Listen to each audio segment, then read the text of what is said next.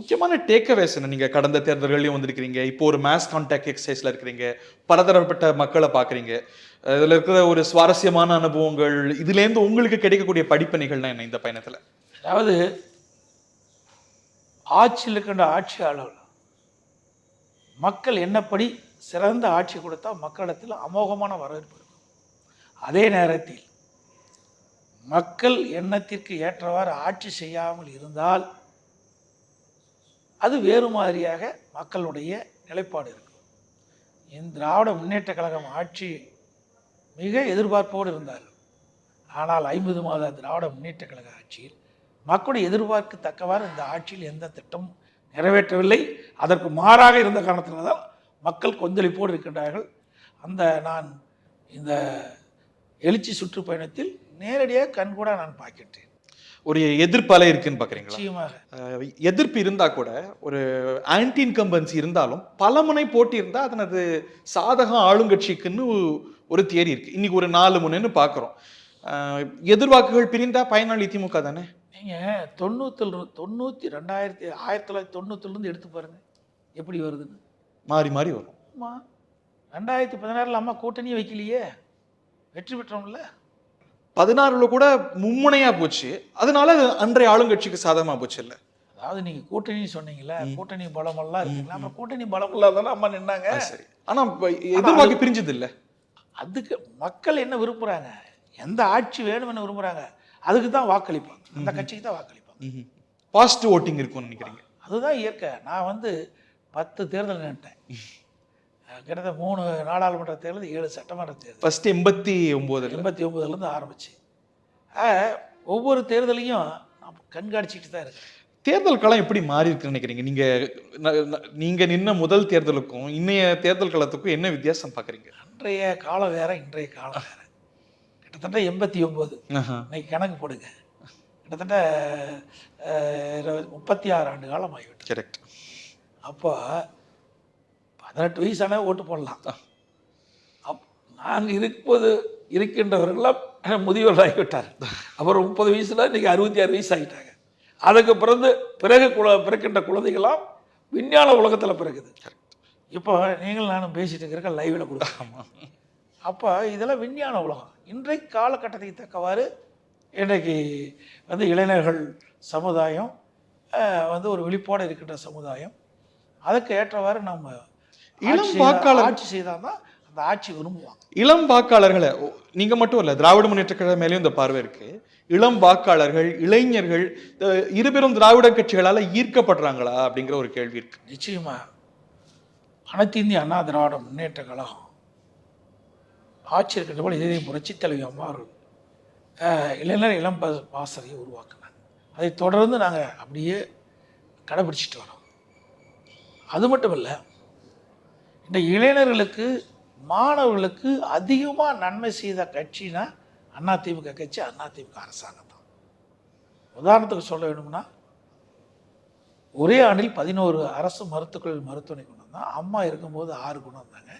2011 2021 வரை 17 அரசு மருத்துவக் கல்லூரி மருத்துவமனை கொண்டு வந்திருக்கிறோம். 67 அரசு கலை மற்றும் அறிவியல் கல்லூரி கொண்டு வந்திருக்கிறோம்.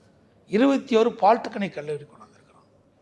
5 பொறியியல் கல்லூரி, அதே போல் 5 வேளாண்மை கல்லூரி, 4 கால்நடை மருத்துவக் கல்லூரி ஆராய்ச்சி நிலையம், அப்புறம் 7% வரை கொடுத்தீங்க அரசு பள்ளி மாணவர்கள். 7.5% உள்ளீடு ஒதுக்கீடு. இப்படி நிறைய திட்டங்கள் கொண்டு வந்து மட்டுமல்ல, கல்விக்கு அதிகமான நிதி ஒதுக்கீடு செய்து அதிமுக ஆட்சியில் தான்.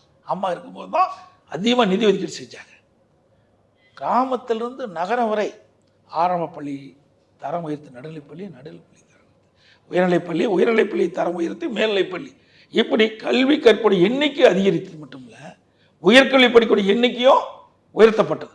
மத்திய அரசாங்கம் 2030 அடைய வேண்டிய இலக்கை 2019-20 உயர்கல்வியினுடைய சதவீதத்தை நாங்கள் உயர்த்தி காட்டினோம். 2017 மாண்பு அம்மா அவர்கள் தமிழகத்துடைய முதலமைச்சராக பொறுப்பேற்கின்ற பொழுது 100க்கு 32 பேர் தான் உயர்கல்வி படிச்சுட்டு இருந்தாங்க.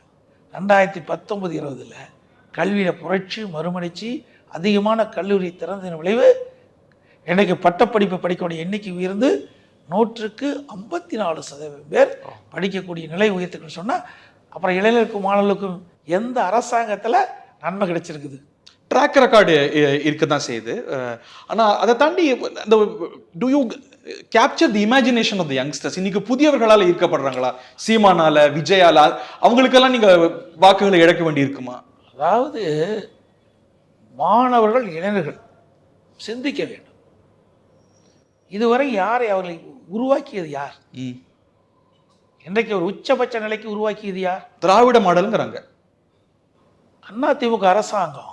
அதிமுக அரசாங்கம் என்ற ஒரு அரசாங்கம் இருந்த காரணத்தினால்தான் இன்றைக்கு உயர்ந்த நிலைக்கு மாணவர்கள் வந்திருக்கிறாங்க, இளைஞர்கள் வந்திருக்கிறாங்க.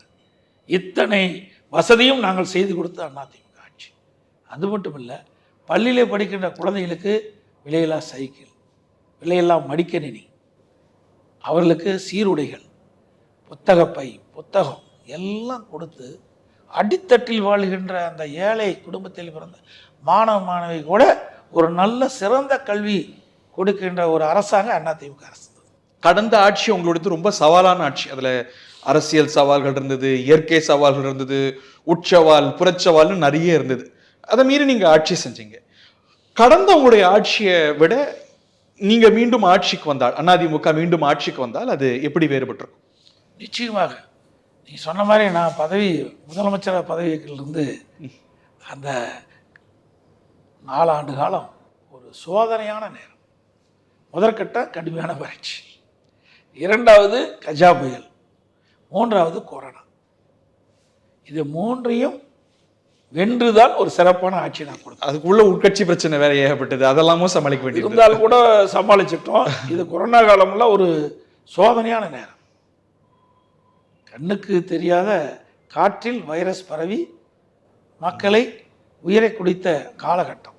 அதில் சரியான முறையில் நாங்கள் நடவடிக்கை எடுத்து இந்திய திருநாட்டிலேயே கொரோனா பரவல் தடுப்பை சரியான முறையில் கையாண்டு தடுத்த அரசாங்கம் அதிமுக அரசாங்கம் என்று பாரத பிரதமர் அவர்கள் அனைத்து முதலமைச்சருடைய ஆலோசனை கூட்டத்தில் காணொலி காட்சி மூலமாக ஆலோசனை கூட்டம் நடக்கும் போது தெரிவித்தார். தமிழ்நாட்டை கொரோனா பரவல் தடுப்பதை முன்மாதிரியாக தமிழ்நாடு விளங்குது, அதை பின்பற்றுங்கள் என்று சொன்னார்.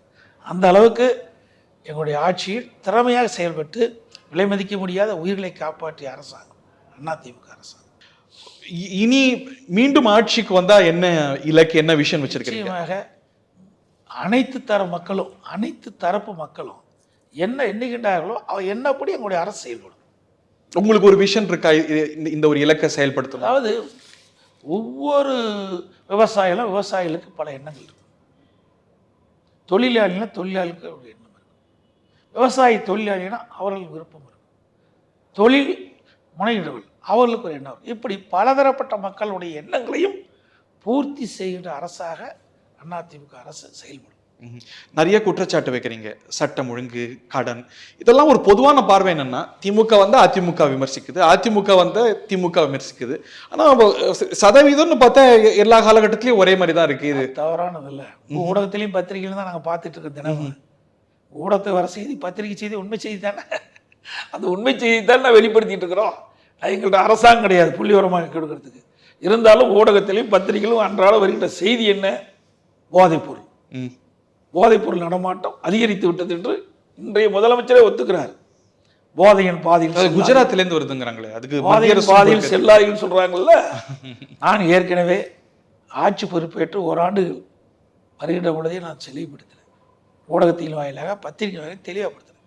தமிழகத்தில் போதைப்பொருள் நடமாட்டம் அதிகரித்திருக்கிறது, குறிப்பாக கஞ்சா விற்பனை அதிகரித்திருக்கிறது என்று நான் குற்றம் சாட்டினேன். உடனடியாக கட்டுப்படுத்த வேண்டும் என்று சொன்னேன். அதை பொருட்படுத்தவில்லை. இப்பொழுது முதலமைச்சரே போதையின் பாதையில் இளைஞர்கள் செல்லாது என்ற ஒரு கருத்தை சொல்லிக்கின்றார். அப்படின்னா தமிழகத்தில் போதை நடமாட்டம் அதிகரிப்பது தானே பொருள். நாங்கள் எதிர்க்கட்சி சொன்ன உடனே வேகமாக துரிதமாக இதற்கு தனி சிறப்பு எடுத்து செயல்படுத்தி இருந்தால் இதை தடுத்து நிறுத்திருக்கலாம்.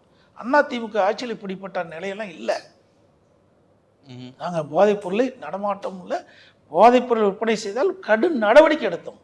அதை தடுத்து நிறுத்தணும்.